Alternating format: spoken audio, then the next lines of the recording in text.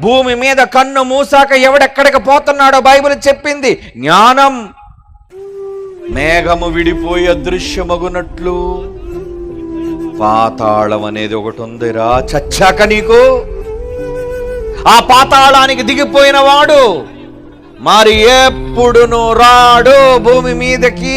పగ తీర్చుకోవడానికో ప్రేమించడానికో రాడు. అతడిక ఎన్నడును ఇంటికి రాడు. అతని స్థలం అతనిని మరలా ఎరుగదు. అంటే చచ్చాక ఆత్మ ఈ లోకాన్ని విడిచిపెట్టి వెళ్ళిపోతే మరలా భూమి మీదకి వచ్చే అవకాశమే దేవుడు ఇవ్వలేదు. ఎనీ స్పిరిట్, ఎవరి ఆత్మకైనా.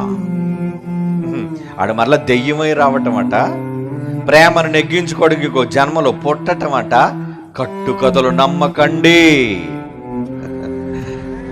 దేవుడు మహాజ్ఞానంలో రాయించిన సంగతులు నమ్మండి. మనిషికి ఉన్నది ఒకే ఒక్క జన్మ. ఈరోజు తల్లి గర్భంలో మీకు నాకు మనందరికీ భూమి మీద దక్కింది ఒకే ఒక్క జన్మ. ఈ జన్మ తరువాత చచ్చాక మరో జన్మ రాదు, లేదు. ఉన్న ఈ జన్మలోనే దేవుని కొరకు బ్రతకాలి. చచ్చాక ఏం జరుగుతుందో బ్రతికుండగానే ఇదిగో బైబిల్ అనే మహాజ్ఞాన గ్రంథాన్ని చదివి తెలుసుకోవాలి. ఏం చెయ్యాలో వాటి ప్రకారంగా చెయ్యాలి. ఆ తర్వాత కన్ను మూసి ఎదురు చూస్తున్న నీ పరలోకపు తండ్రి యొద్దకు చేరాలి.